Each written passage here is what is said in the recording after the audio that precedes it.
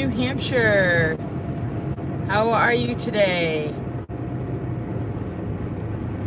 My name is Cindy, and it's good to see you today. And I'm here driving to school. It's my morning car chat, and it's cold again in New Hampshire.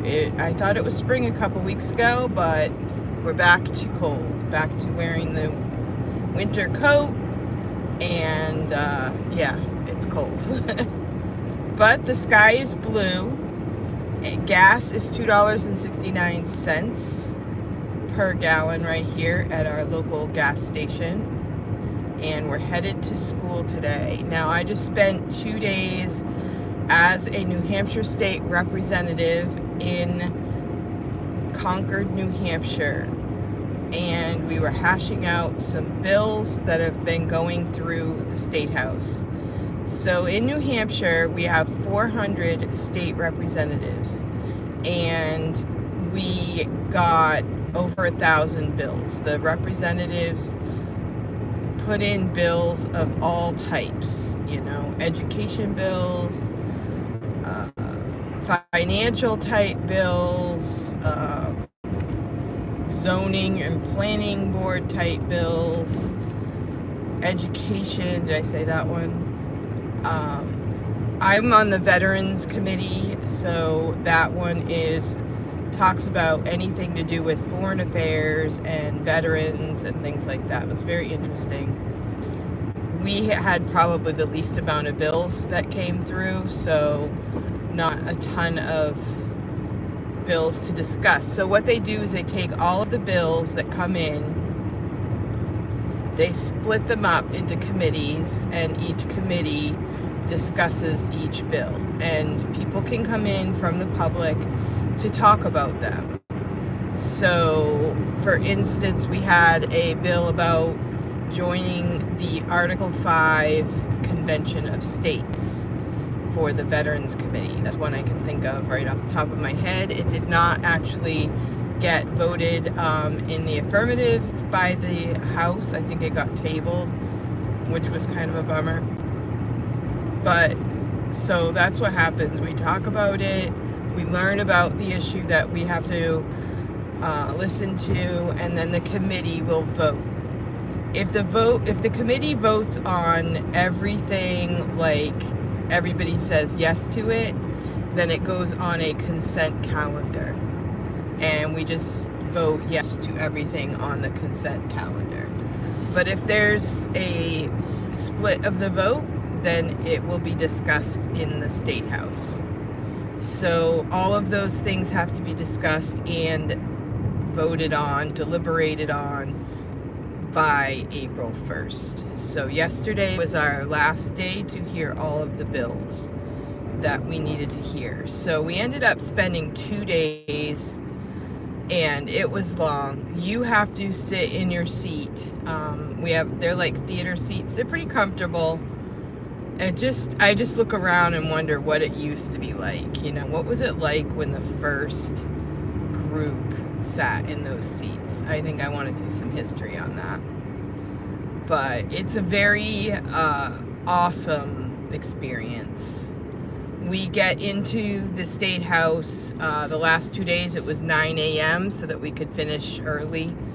And we start with a prayer. Then we have the Pledge of Allegiance, and then we have someone do the Star Spangled Banner. So we've had soloists, we've had little choirs, we've had kids, we had a choir of older ladies that was really nice. They all sang in different parts. It was really special. And it's a great way to start the day. And then we just get into it and we discuss all of the bills, and we have discussed so many different types of things, and people will say, oh, I don't want to do politics, politics is not for me, I don't want to be in politics. And how in the world did you get into politics? Hello, good morning, thank you for coming to this video. Well, in the United States, well, all around the world in 2020, right? We had all of this crazy stuff happening. So I was just trying to find out what in the world is going on. And I knew that with the sickness going around, that it was something to do with health. But then I realized it's something to do with the government. And I tried to figure it out and put two and two together. Of course, they sent me home, so I couldn't sit still. I had to figure it out. And I didn't know what was really happening, other than I knew that businesses were being closed down, schools were shut down, kids had to learn online, all this stuff was going on. And why was it happening? This has never happened like this before. So I just kept, I went to the State House. A few of my friends were going to the State House and they were praying. So I went and I prayed at the State House, and I started reading my Constitution, and I started studying up on it, and then I started realizing that what was happening was, unfortunately, it was political.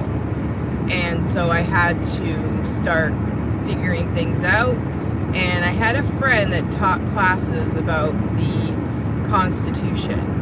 And he said, we need you people in this group to get on your town boards, right down to dog catcher. And in America, you can do that. You can run for an office.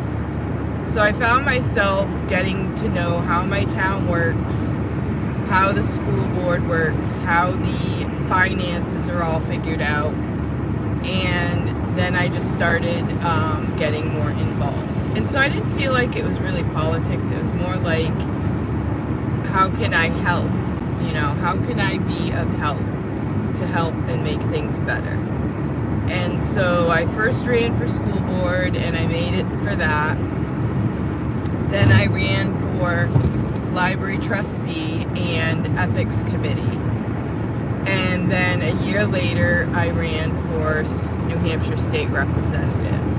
So it was more not really being in politics, but more of a just getting involved. And in our state, that's what you can do. We have a small state, and it looks like, just a regular person like me can run for office and make it in. I'm not a lawyer. I'm not a executive. I'm just a regular person, and that's what we can do. We have 400 seats in New Hampshire, so they truly do represent their constituents. So yeah, in all of this time of prayers, yesterday in the State House, we did pass a bill that mandates for masks are not allowed in schools. It doesn't mean if somebody wants their child to wear a mask, they can't wear a mask, but it does mean that, hello, thank you for coming, appreciate it. It means that the school can't tell everyone they have to wear a mask. That was just ridiculous. We learned, I guess we could say we learned from the experience. Let's go forward with some common sense.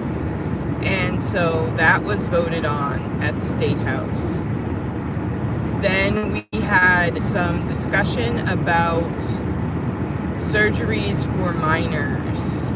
We did pass a bill that says that, first of all, puberty blockers will not be given to children under 18, and that top surgery is not allowed for children under 18. That was hard because there were some discussions that were long and drawn out and heartfelt, because we know that there's a lot of emotions that go in with those situations, and it's hard because you want to protect the children. At the same time, you want to bring respect to those who have done these things or believe in them, you know. But we're just trying to protect the children and make it so that children aren't given, put into a situation that affects them the rest of their life for the negative. And unfortunately, this world is not perfect. You can't say that every child is going to have a perfect life in any regard, but something that's going to change their, you know, their physical appearance is pretty serious. And, you know, kids change their mind sometimes. So I think it was a good day. At the end of the day, we had a bill about making squirrels and raccoons pets in New Hampshire. So I guess in New York there was a situation where a squirrel was caught, and my understanding was that the squirrel was caught and rehabilitated, and then when the squirrel was given back to, you know, the wildlife authorities, the squirrel was euthanized because it couldn't live in the wild and you couldn't have it as a pet, so there was no other choice than to just euthanize it. So we had a bill in the State House to allow people in New Hampshire to keep a pet as a squirrel. I mean, not a pet, a squirrel as a pet. And it was kind of a funny end to the day because somebody went up and tabled the bill. And so tabling it means that you put it on the table and you don't even vote on it. It's just there. And somebody could take it off the table at some point, but it seems like we've had so much work to do, nobody wants to take stuff off the table. And so it will just sit there. So then we had to vote. Should we table it or not table it? It's late in the day. We all want to go home. And if you don't table it, that means you're going to discuss it. And that means it's going to take a while. So a lot of people just wanted to go home. But I voted to not table it because I wanted to hear the discussion. I thought, you know, why not? We've been here all day. Why not hear a little bit of a discussion about squirrels and raccoons as pets? Because I was a homeschool mom. My kids almost kept a raccoon as a pet by accident. They found a dead no, it wasn't dead. It was a baby, a little tiny, tiny baby raccoon, and it was found in the woods. They just heard this noise, and they followed the sound, and they came across this little tiny raccoon, and you couldn't hardly even tell what it was. It looked like it was newborn.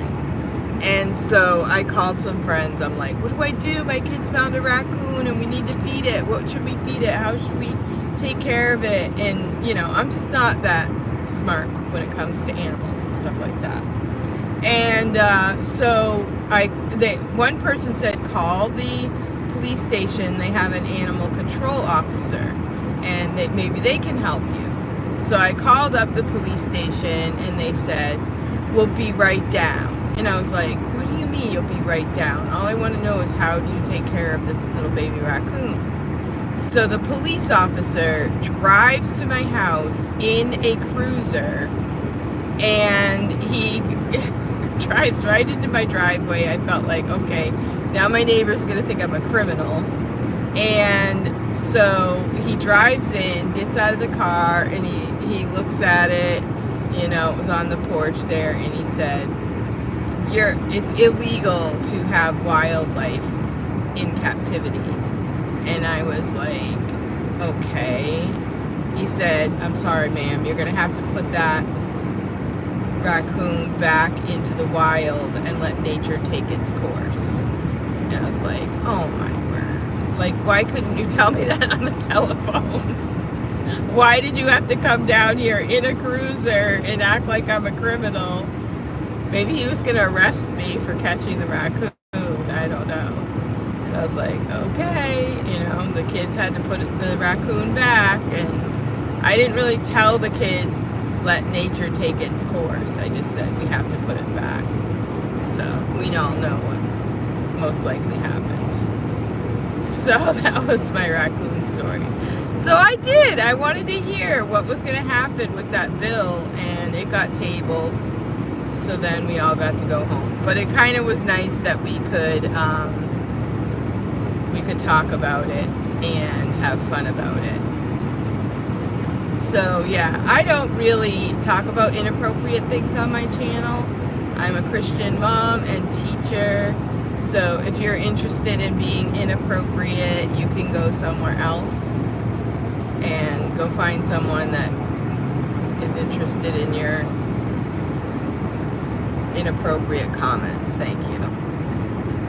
So thank you for coming to my channel. I know I have a lot of friends that come back and check the video out, so I thought I would tell you a fun story about the end of our day yesterday. We had a lot of important things to do, and we got it done. And it's a very amazing experience to be in the New Hampshire State House. It looks like we have a majority of conservatives, so we were able to save the state in a lot of ways yesterday. So it's a great experience. I'm really thankful that I'm able to do it. And we have next week free, and then we go back once the Senate looks at all of the bills, and then they call it crossover. Like they send some back for, I don't know, reevaluation or something. I'm not exactly sure because this is my first time through. So we'll see what happens in the coming weeks. But the biggest part of the job is pretty much done, I believe. And then we do meet into June. We'll meet on Thursdays, and we go up to the State House and we have our meetings, and I believe that some of the bills will go in before the Senate. The Senate will hear the bills as well, and then the governor will ultimately sign them. So the governor has a lot of work ahead of her. And we have Kelly Ayotte, who's a new governor. She is new to the position, and so it's kind of an interesting time in our state right now. We also have one of our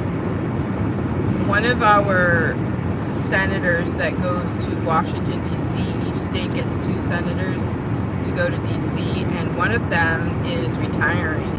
So we'll be voting on a new senator at some point.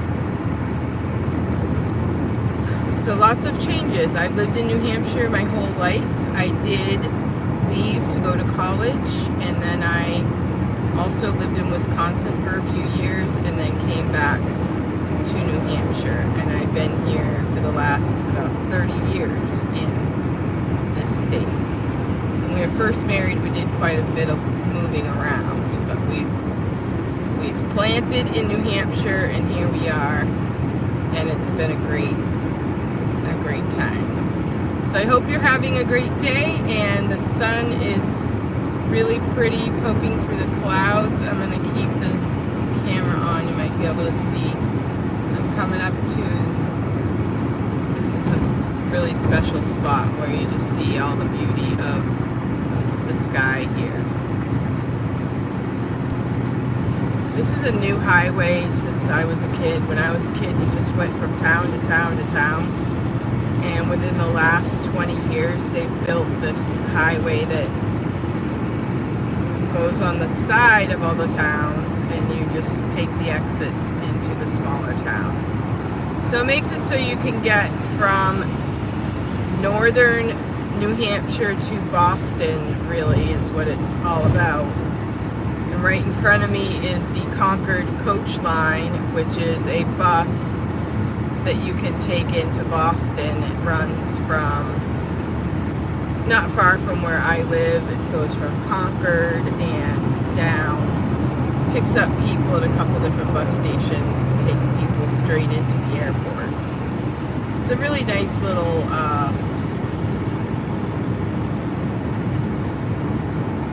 it's a nice way to travel. I like to do that because I don't really like driving in Boston, and I don't like asking people to come get me in Boston.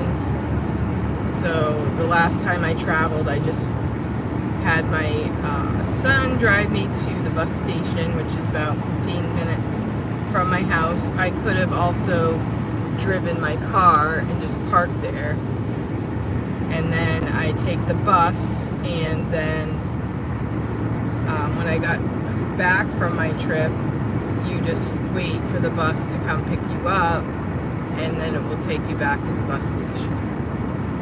So it's pretty convenient. There are lots of different ways to travel to Boston, Ubers and taxis and all different ways, but the Concord coach line worked for me the last time. It's like $20 per person.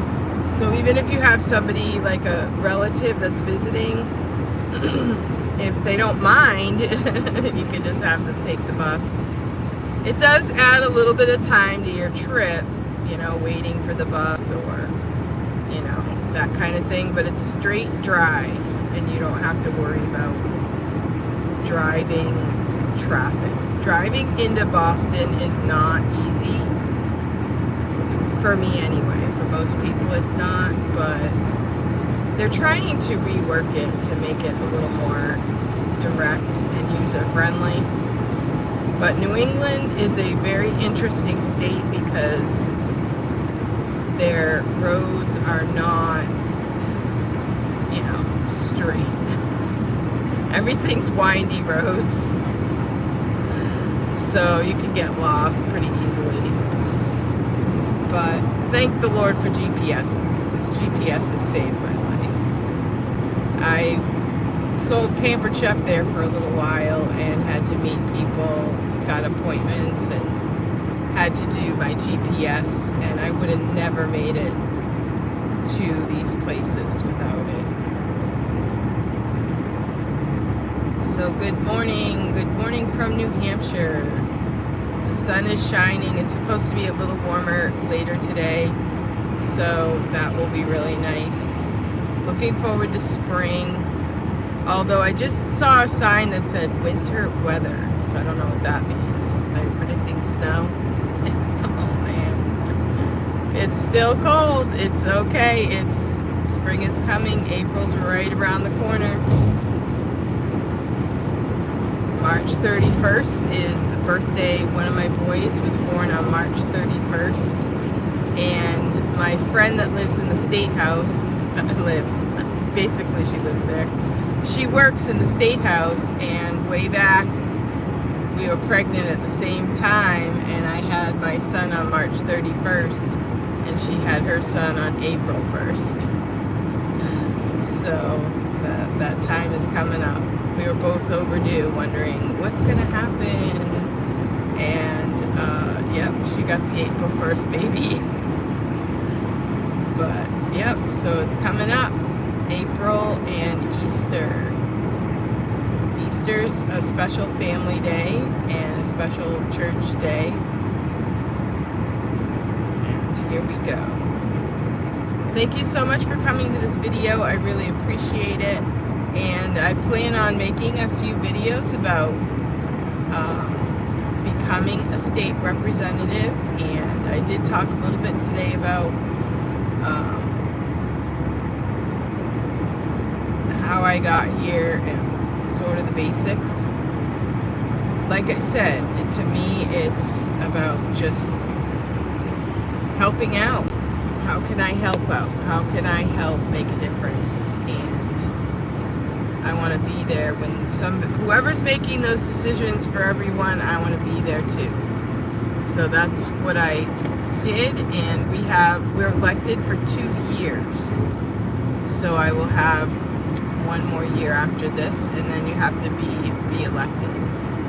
Thank you so much for coming. I really appreciate it, and I will see you in the next video.